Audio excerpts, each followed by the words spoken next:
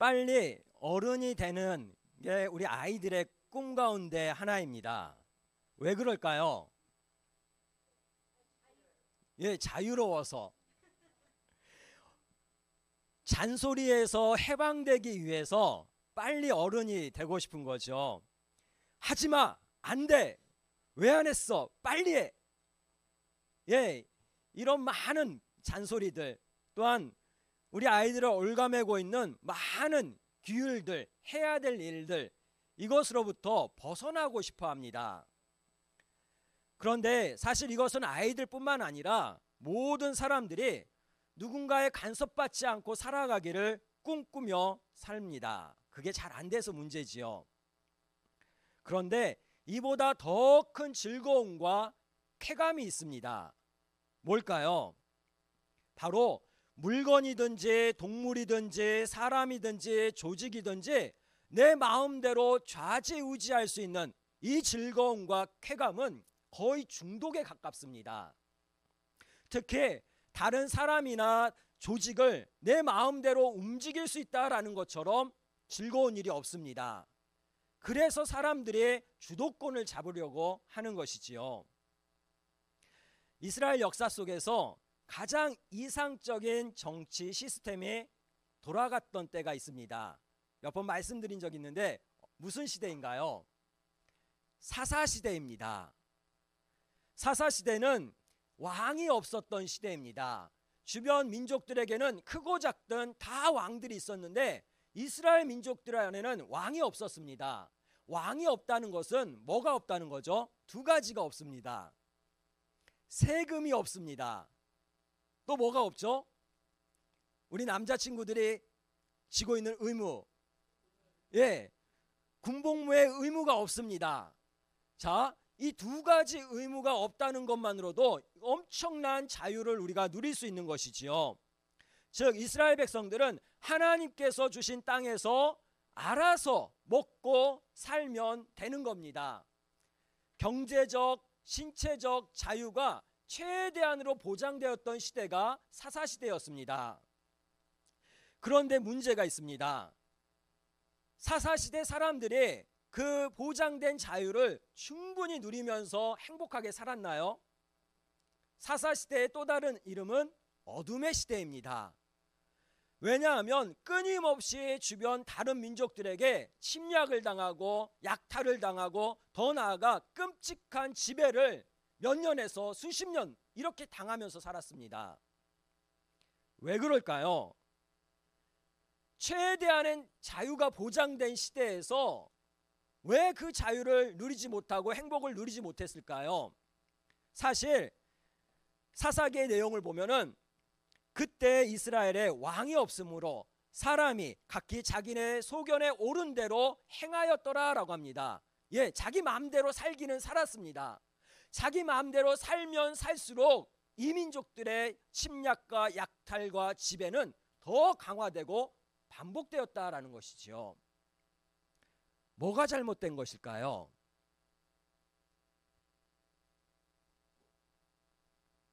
엄밀히 말하면 왕이 없었던 게 아니죠. 사사시대 이스라엘의 왕이 누구죠? 하나님이십니다. 그런데 주객이 전도되어 버렸습니다. 내가 주인이 되고 하나님은 수단이 되어 버린 것이지요. 그 사사시대가 엉망이 된 것입니다. 오늘 말씀을 보면은 다윗이 하나님의 법궤를 이동하면서 일어난 이야기들입니다. 다윗 왕국이 점점 통일 왕국으로 자리를 잡아갑니다. 그와 동시에 다윗의 관심이 어디로 집중될까요? 하나님의 궤, 예, 하나님의 법궤로 다윗의 관심이 집중됩니다. 왜 그럴까요? 이유가 있습니다. 이스라엘이라는 나라, 이스라엘이라는 민족의 뿌리가 어디인가요? 하나님입니다. 다윗 왕권의 뿌리가 어디인가요? 하나님입니다. 오늘 2절 후반절 보면은 그 궤는 그룹들 사이에 좌정하신 만군의 여호와의 이름으로 불리는 것이니라. 즉 하나님의 법궤는 하나님의 보좌, 하나님의 의자, 하나님의 왕자입니다. 그걸 상징합니다. 그와 동시에 하나님의 법궤는 내가 지금 이스라엘 가운데 임재해 있다, 내가 너희와 함께 있다, 내가 너희들의 중심에 있다라는 것을 상징하는 것이 하나님의 법궤입니다. 따라서 이스라엘의 통일 왕국이 완성되기 위해서는, 다윗 왕권이 확실하게 자리매김하기 위해서는 뭐가 필요한 거예요? 하나님의 법궤가 필요한 겁니다. 그런데 우리가 함께 읽었듯이 엄청난 예기치 않은 사건이 발생합니다. 법궤를 다윗이 준비한 새 수레에 싣고 아비나답의 아들 아요와 우사가 그 수레를 몰고 가기 시작합니다. 아요는 앞에서 소를 이끌고 가고 우사는 뒤에서, 그 수레 뒤에서 보조하면서 갑니다. 그런데 이 수레가 나곤의 타작마당에 이르렀을 때 어떤 일이 벌어지나요? 소가 갑자기 날뛰니까 뒤에 있던 우사가 어떻게 하죠? 법궤를 잡았습니다. 다행이죠. 문제는 오늘 7절 말씀입니다. 7절 볼까요? 여호와 하나님이 우사가 잘못함으로 말미암아 진노하사 그를 그곳에서 치시니 그가 거기 하나님의 궤 곁에서 어떻게 됐어요? 죽으니라. 무슨 일이 벌어진 거죠? 그 모든 사람들의 시선이 지금 어디에 집중되어 있어요? 하나님의 법궤에 집중되어 있는데 사람이 죽어도 어디서 죽어요?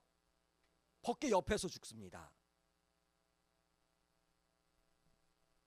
하나님이 진노하사 우사를 그 자리에서 죽여버리신 겁니다.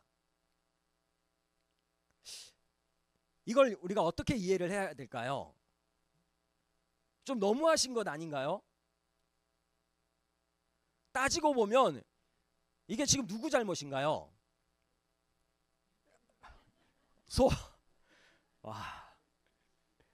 객관식입니다. 수레를 가지고 온 다윗 1번, 2번 소를 몰았던 아효, 3번 날뛴 소, 4번 법궤를 붙잡은 우사. 누가 가장 큰 잘못을 했을까요? 그래도 소.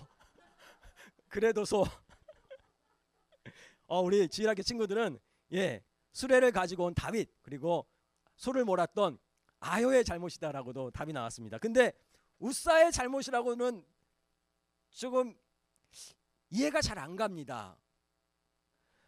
우사의 손발력이 아니었으면 이 법궤가 땅으로 떨어졌을 수도 있습니다. 그럼에도 불구하고 하나님께서는 우사를 죽이신 분명한 이유를 알려주십니다. 뭔가요? 우사가 잘못함으로 말미암아, 다윗이나 소를 몰았던 아효나 우리가 계속 주장했던 소의 잘못이 아니라 누가 잘못한 거예요? 우사가 잘못했대요. 우사가. 하나님이 봤을 때 우사가 제일 잘못했대요. 잘못함으로 말미암아, 이 말은 다른 말로 위반함으로 말미암아라는 말도 됩니다. 반복하지만 우사가 뭘 그렇게 잘못했나요? 중요한 것은 하나님께서는 이 당혹스러운 사건을 통하여서 하나님이 누구신가를 알려주십니다. 그리고 하나님과 우리 관계에서 뭐가 중요한지를 분명하게 알려주시는 겁니다. 하나님의 법궤가 이 우사 가문에 몇 년 정도 있었을까요?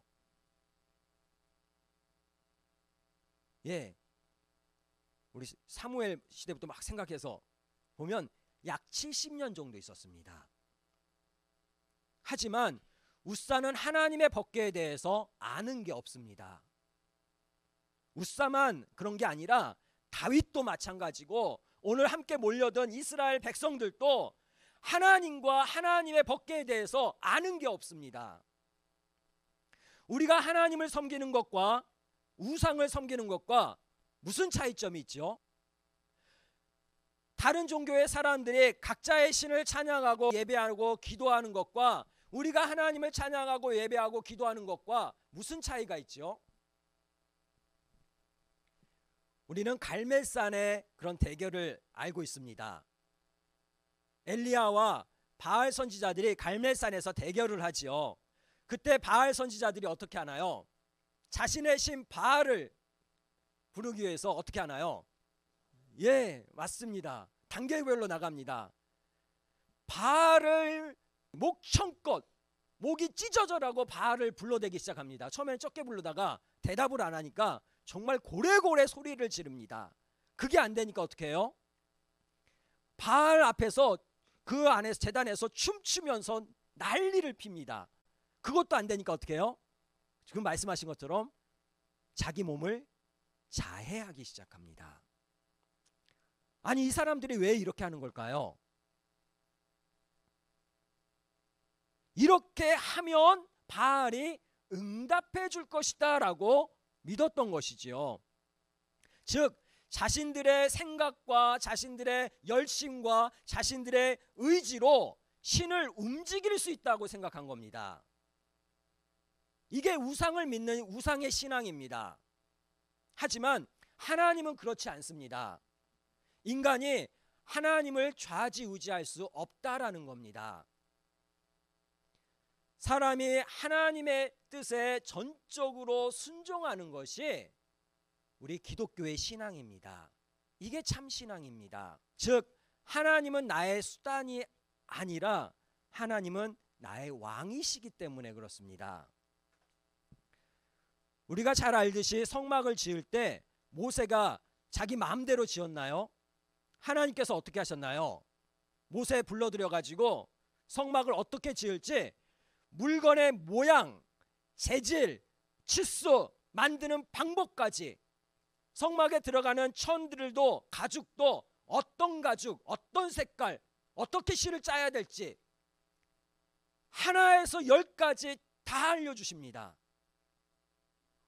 5가지 제사도 마찬가지입니다. 하나님 앞에 나와서 드리는 제사, 이스라엘 제사장들이 모여가지고 회의해가지고 자 우리 이렇게 속죄제를 드립시다, 이렇게 화목제 드립시다. 제사의 그런 과정들을 레위인들 제사장들이 만든 게 아닙니다.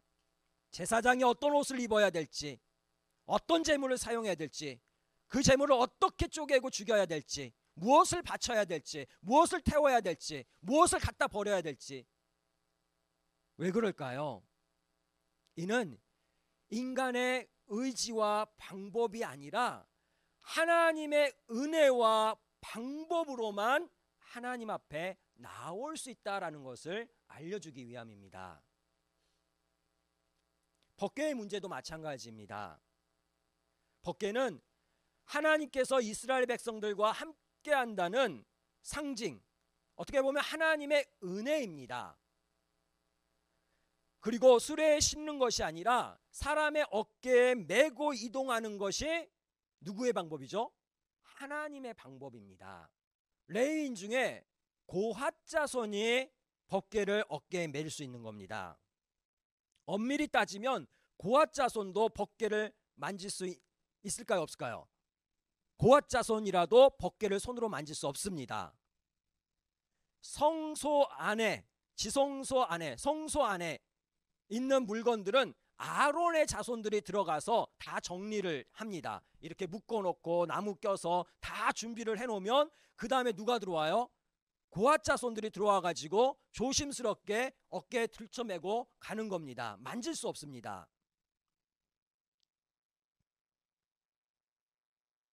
따라서 우리가 신앙의 성숙이라는 것은 다른 게 아니라 하나님을 힘써 알아가는 것, 그리고 하나님의 방법에 온전히 순종하는 것, 신앙의 성숙입니다. 오늘 본문에 나오는 우사가 속한 아비나답 가문은 레위 족속 맞습니다. 하지만 고핫 자손은 아닙니다. 더 나아가 아론의 후손은 더더욱 아닙니다. 우사는 어떻게 보면 자기 집안에 70년 동안 하나님의 법궤를 지키고 관리하고 있었다는 그 자부심으로 살아갔던 인물 같습니다. 그리고 그 자부심이 교만이 되어서 자신이 하나님의 법궤를 얼마든지 만질 수도 있고 옮길 수도 있다라고 착각을 하게 된 것이죠. 그런데 이 법궤가 무슨 법궤인가요? 만군의 여호와의 이름으로 불리는 법궤입니다. 아연은 하나님에 대한 두려움이 사라져버린 것이지요. 우리도 마찬가지입니다. 내 맘대로 신앙생활 하다 보면은 하나님에 대한 두려움이 사라져버립니다. 하나님에 대한 지켜야 될 그 선을 넘어버린다는 것이지요. 하나님이 이스라엘의 주인이 아니라 이스라엘의 수단이 돼버린 거죠. 필요하니까 이쪽으로 갔다 저쪽으로 갔다 이렇게도 옮길 수 있고 저렇게도 옮길 수 있고. 그런데 그게 아닙니다. 하나님께서는 이런 우사나 다윗이나 이스라엘 백성들을 용납하지 않으십니다. 그래서 오늘 우사를 법궤 옆에서 바로 죽이신 겁니다. 9절 보면은 다윗이 그날에 여호와를 두려워하여 이르되 여호와의 궤가 어찌 내게로 오리요 라고 합니다. 두려움에 사로잡혀서 그 거국적인 행사를 그 자리에서 스톱시켜버립니다. 법궤를 옮기기 위해서 지금 3만 명의 정예병들이 전열을 가다듬고 행군을 하고 있는데 이스라엘 전역에서 수많은 백성들이 몰려들었는데 그날 이 행사는 취소입니다. 그리고 법궤가 가드 사람 오벳에돔 집으로 옮겨집니다. 11절 말씀 보면 여호와의 궤가 가드 사람 오벳에돔 집에 석 달 있었는데 여호와께서 오벳에돔과 그의 온 집에 뭘 줬다고요? 복을 주시니라. 하나님께서 오벳에돔 집에 복을 쏟아주시는데 감당할 수 없는 복을 쏟아주시는 겁니다. 그런데 법궤가 오벳에돔 집에 있었던 기간이 얼마나 되나요? 3개월밖에 안 됩니다. 앞서 아비나답 집에 이 우사 집에는 법궤가 몇 년 있었죠? 70년 있었습니다. 근데 하나님이 복 주셨다는 소리가 있나요 없나요?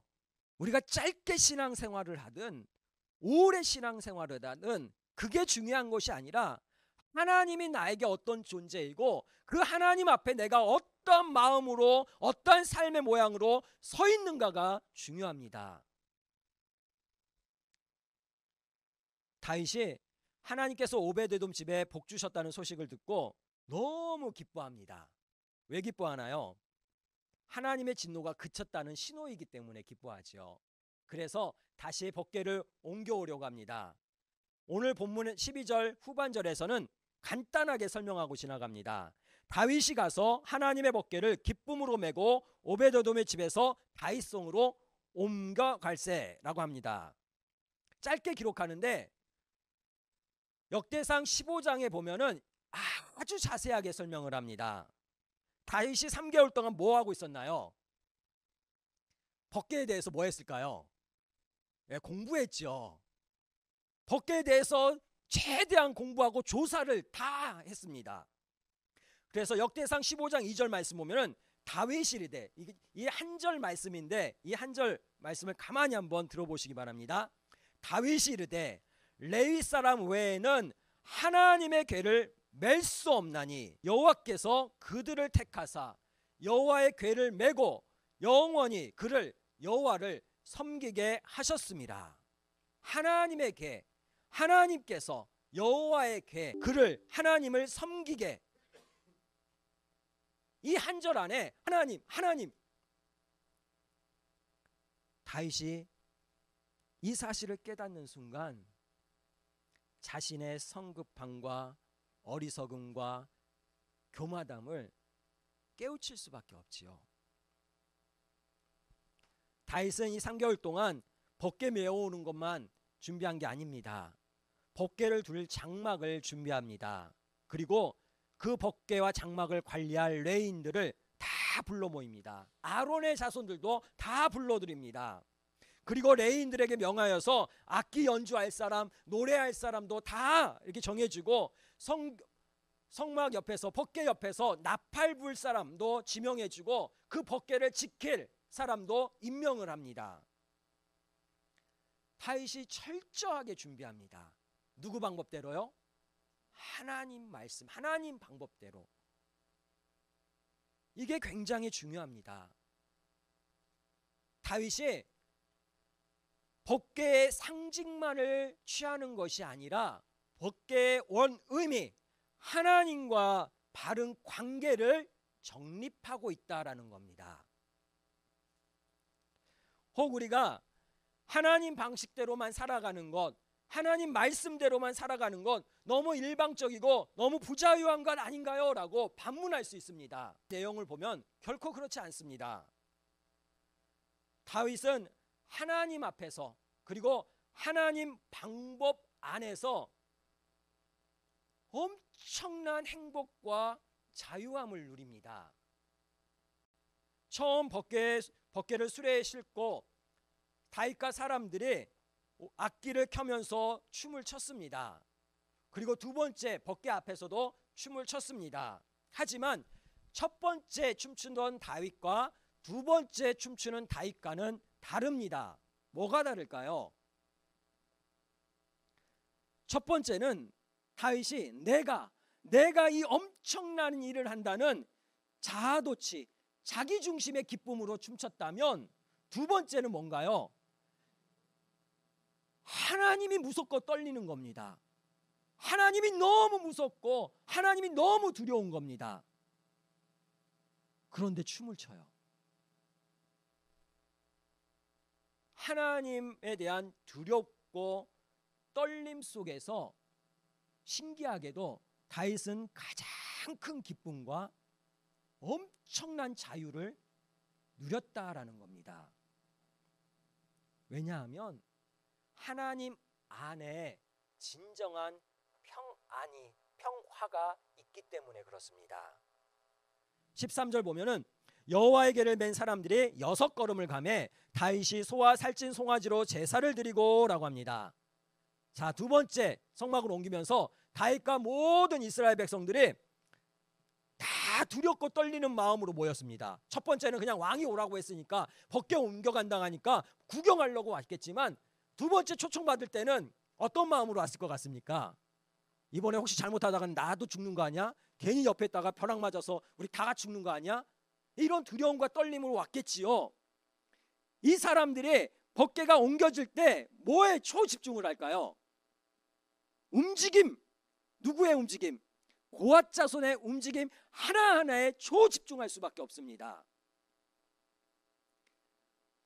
고앗 자손들이 와서 하나님의 법궤를 조심스레 어깨에 메고 일어설 때, 그리고 한 걸음 한 걸음 뗄 때마다 지켜보는 사람들이 숨을 쉬었을까요? 안 쉬었을까요?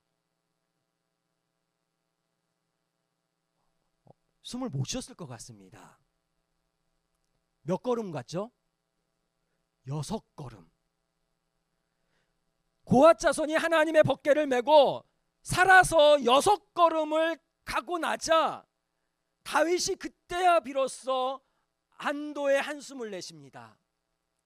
죽이지 않으시는 하나님께 감사합니다. 그 하나님의 은혜에 감격합니다. 그래서 준비한 살찐 송아지로 그 자리에서 바로 제사를 드립니다. 이렇게 제사를 드리고 난 다음에 다윗이 어떻게 하나요? 14절 말씀 보면 다윗이 여호와 앞에서 힘을 다하여 춤을 추는데 그때 다윗이 베옷을 입었더라. 다윗이 이제 법궤 앞에서 하나님 앞에서 춤을 춥니다. 어떻게 춤을 춘다고요? 힘을 다해서. 근데 이거 오해하시면 안 됩니다. 이제부터는 하나님께 나의 정성과 나의 열심을 몸으로 보여줘야 되기 때문에 하나님 앞에서 미친 듯이 춤을 춘 게 아닙니다. 다윗이 여호와 앞에서 힘을 다해 춤을 춘 것은 다른 게 아니라 너무 기뻐서 너무 행복해서 춤을 춘 겁니다. 이 순간 용사로서의 자존심, 왕으로서의 체면 다 필요 없습니다. 그 무엇도 하나님을 향한 다윗을 막을 수 없는 그 지점입니다. 하나님의 평강이 다윗의 마음에 깃드는 순간 다윗을 짓누르고 있었던 모든 것으로부터 다윗이 어떻게 돼요? 자유하게 됩니다. 그 어마어마한 다윗의 그 기쁨과 자유함이 백성들에게로 고스란히 흘러갑니다. 15절에 다윗과 온 이스라엘 족속이 즐거이 환호하며 나팔을 불고 여호와의 궤를 메어오니라. 우리 모두가, 우리 그 교회의 모든 가족들이 다윗처럼, 정말 이스라엘 백성들처럼 하나님을 온전히 즐거워하면서 진정한 기쁨과 자유를 누리기를 원합니다.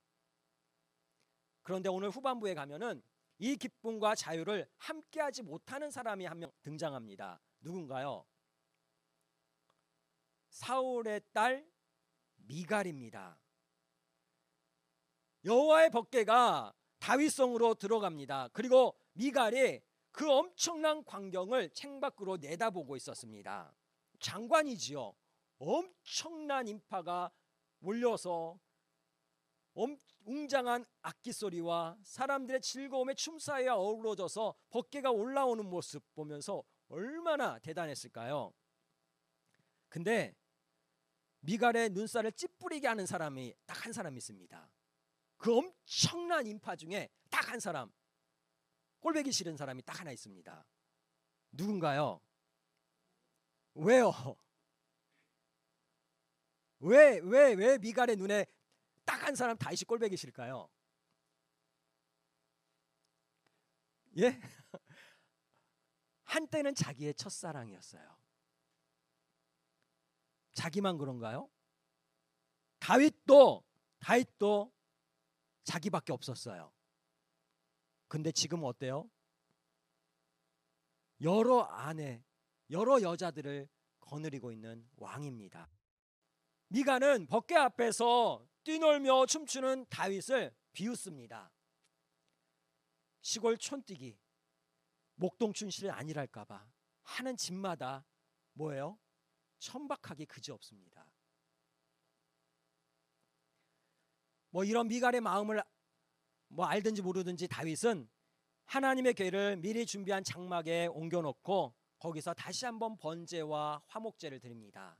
그리고 백성들에게, 그날 모인 남녀 모두에게 떡과 고기와 건포도를 다 나눠줍니다. 엄청난 거죠. 엄청난 양입니다. 그리고 이날의 행사는 마쳤습니다. 근데 다윗은 안 끝났습니다. 왜요? 이 기쁨과 행복을 가족들에게도, 저 궁전 안에 있는 내 가족들에게도 나눠주고 싶어가지고 다윗이 너무 행복한 마음으로 왕궁으로 들어갔습니다. 근데 누가 마중 나왔어요? 제일 먼저? 예, 미갈이 다윗을 마중 나와서 뭐 하나요? 빈정대기 시작합니다. 20절 후반부를 보면은 이스라엘 왕이 오늘 어떻게 영화로우신지, 방탕한 자가 염치 없이 자기 몸을 드러내는 것처럼 오늘 그의 신복의 계집종의 눈앞에서 몸을 드러내셨도다 라고 합니다. 쉽게 말하면 오늘 왕이 방탕한 자처럼 부끄러운 줄도 모르고 부하들의 부인들 앞에서 알몸을 드러내시니 그 모습이 얼마나 영광스러운지 모르겠습니다. 이 영광스럽다는 거예요? 천박하다는 거예요? 이 다윗이 무슨 옷을 입었다고 했죠? 배에봇. 그러니까 에봇은 제사장들이 제사 때 입는 의복입니다.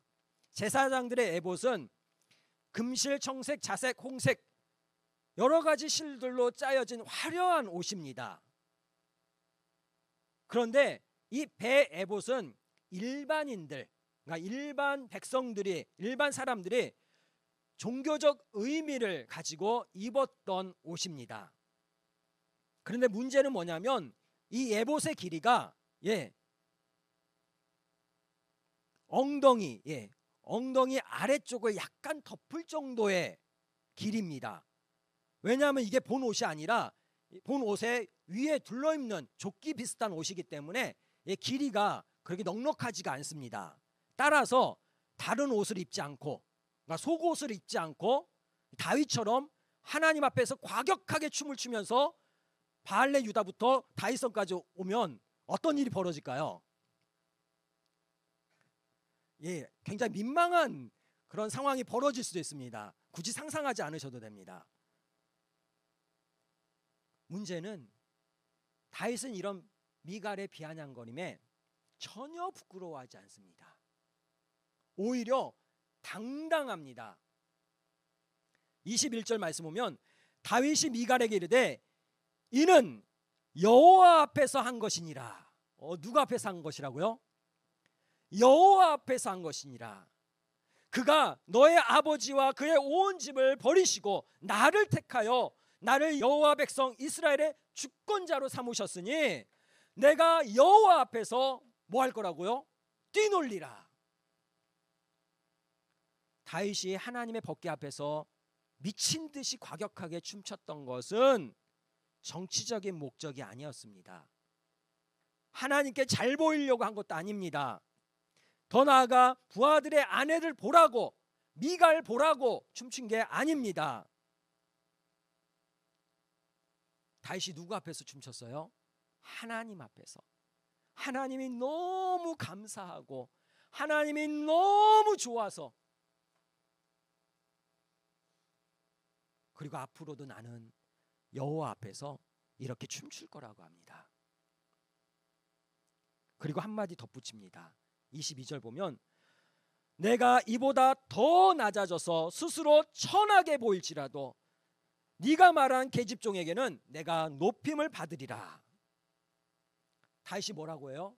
내 스스로가 내가 정말 천하다라고 느껴질 정도로 나는 더 낮아져서 하나님 앞에서 춤춰도 나는 괜찮아. 나는 그렇게 할 거야. 이 모습 너는 우습게 여길지 모르지만 네가 무시하는 내 부하들의 아내들은 나를 존중할 거야. 그리고 이 사건으로 미갈은 평생 자식이 없습니다. 하나님 안에서 기쁨과 자유를 누리지 못하는 사람, 이 사람은 열매가 없는 삶을 살 수밖에 없는 것이지요. 돌아와서 정리하면 나는 어떻습니까? 나는 정말 하나님 안에서 참된 평안을 누리고 하나님 안에서 정말 자유를 누리고 계시나요? 기독교인으로 우리가 교회에 출석하고 예배하고 봉사합니다. 그런데 혹시나 하나님은 하나님이고 여전히 내 삶의 방식대로 살아가고 있지는 않습니까? 이는 주객이 전도된 위험한 상황입니다. 반복하지만 사사기 이스라엘 백성들은 왕이 없어서 망한 게 아니라 자기 탐욕을 이루기 위해서 자기 마음대로 살아가려다 망한 겁니다. 다들 자기가 자기 주인 되고 왕이 되어 살려고 했던 것이지요. 그러나 모든 인생은 하나님 앞에서 하나님 방법으로 살아야 진짜 평안과 자유를 누릴 수 있습니다. 그러기 위해서는 우리는 살아가는 동안 하나님을 알아가야 됩니다. 그리고 주님의 말씀 붙들고 하나님을 의지하되 주님의 뜻대로 100% 주님께 맡기고 순종할 수 있어야 됩니다. 다윗이 오늘 하나님의 방법대로 준비하고 체면이고 뭐고 없이 하나님 앞에서 춤출 수 있었던 것은 하나님을 전적으로 의지했기 때문입니다. 하나님을 의지한다는 건 내 방법이 아니라 누구 방법에 순종한다는 거예요? 하나님 방법에 순종하는 것이 하나님을 의지한다는 겁니다. 하나님이 내 삶의 진짜 주권자이시기 때문이지요. 그러므로 하나님을 움직이려고 할 것이 아니라 하나님의 뜻에 순종하며 살아가는 우리 모두가 되기를 원합니다. 나의 삶이, 우리 자녀들이, 우리 공동체가 하나님 안에서 진짜 평안을 누리고 하나님 앞에서 춤추는 인생이 되기를 주님의 이름으로 축복합니다.